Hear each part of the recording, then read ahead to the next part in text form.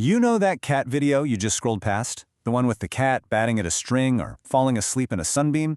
Well, what if I told you that behind that cute clip, there's often a serious, high-stakes business operation? Today, we are pulling back the curtain on the surprisingly professional and, yeah, incredibly lucrative world of cat influencers. And just to get a sense of the scale we're talking about, let's start with this number. The global pet industry is on track to be worth $500 billion by 2030. This isn't just a side hustle, folks. It's a massive economic engine, and our feline friends are right in the driver's seat. So what's fueling this explosion? Well, it's us. It's our obsession with pet content. Get this. Recent surveys show that a whopping 40% of social media users would actually rather see pets in their feeds than people. That huge demand, plus the fact that pet posts get way more engagement, creates the perfect storm for these petpreneurs to really take off.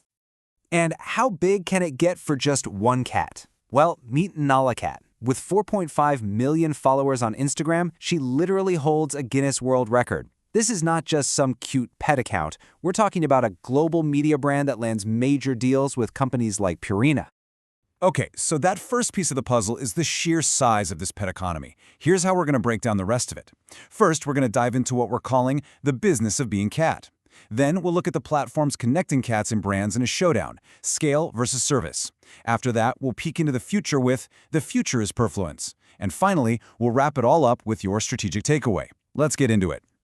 All right, Section 2, the business of being cat. This has gone so far beyond just posting a cute photo here and there. The top cat influencers are now running sophisticated little businesses, and it all starts with a really smart, multi-layered strategy.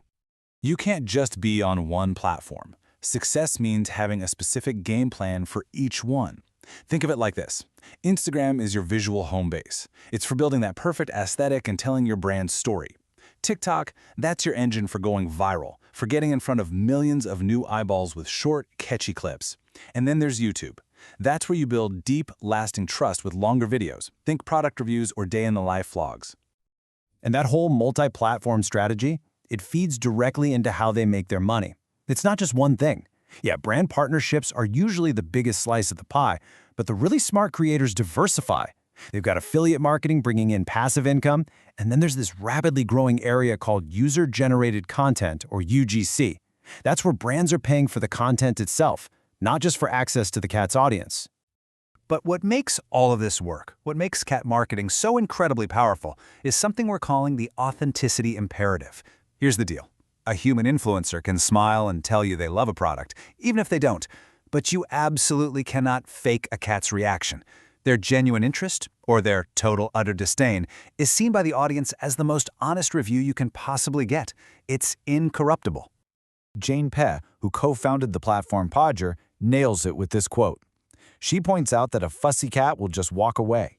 And for brands, this isn't a bug, it's a feature. It's a huge opportunity, because if your product can win over a notoriously picky cat right there on camera, that endorsement is pure marketing gold.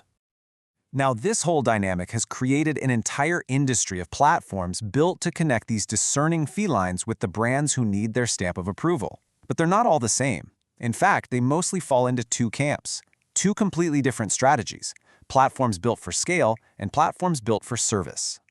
So let's break that down. Scale platforms are all about volume. It's a numbers game.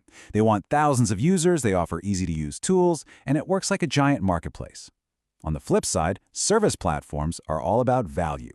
Think of them more like a boutique talent agency. They offer personalized, high-touch guidance, they have curated rosters of talent, and they rely on deep industry relationships. And you can see this play out right here. On the scale side, you've got giants like Purrfluence, which is the biggest network out there, and Pawjourr, which is amazing for new creators because it takes zero commission. Then, on the high-service end, you have the Petfluencers agency. Think of them as the exclusive reps for the A-list celebrity cats. And of course, there are hybrids in the middle, like Petfluence, which offers a more personal touch for creators of all sizes, and Statusphere, which cleverly uses tech to give a managed service feel, but at scale. Okay, so you have all these different platforms with different models. So where's this all going? What's next? Well, all signs point to one thing: hyper-specialization. As this market gets more mature, the real opportunity isn't in platforms that serve all pets, but in ones that focus intensely on the very unique needs of a single species. Which, of course, brings us to the million-dollar question. What would a dominant, cat-exclusive platform, a true market juggernaut, even look like? Maybe you'd call it Purrfluence. Well, it turns out we don't really have to guess because the blueprint already exists. There's a really successful platform out there called Dogfluence, and it's proven that this species-specific model works like a charm. And here's the kicker. The biggest clue this is coming for cats. If you scroll all the way down to the bottom of their website, there's a tiny dead link for a site called Purrfluence. The big players are already signaling that this is their next move. So what would it take for a platform like this to really win? We think there are 4 key ingredients. First, you need deep, species-specific value, letting brands filter by things like cat breed or specific dietary needs. Second, a rock-solid tech foundation to manage everything. Third, a flexible business model that can work for tiny startups and huge corporations. And finally, you have to build it from the ground up to be a massive, searchable library of user-generated content that brands can tap into.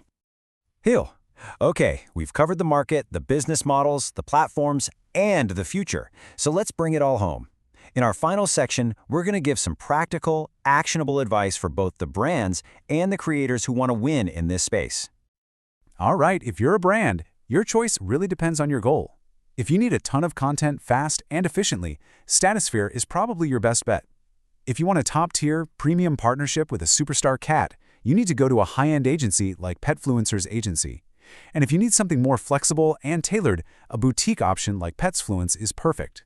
And for you creators, your strategy should absolutely evolve as you grow. When you're just starting out, under 25,000 followers, use commission-free platforms like Pawjourr to build up your portfolio. As you hit that growth stage, you can start accessing paid deals on platforms like Purrfluence's elite tier. And once you've made it to the big leagues, over 500,000 followers, it's time to get professional representation from an agency to really maximize your value. So when you boil it all down, the real takeaway is this. Specialization is everything. It doesn't matter if you're a creator, a brand, or a platform. In this new economy, the winners are going to be the ones who deeply understand the very specific, unique quirks of their niche, right down to the fussy preferences of one single cat. And that really leaves us with one final big thought. The whole cat economy proves that the future of marketing isn't about being everything to everyone. It's about serving very specific, very passionate communities. And it just makes you wonder, what other untapped passion, what other undiscovered niche is out there right now just waiting to become the next billion-dollar community?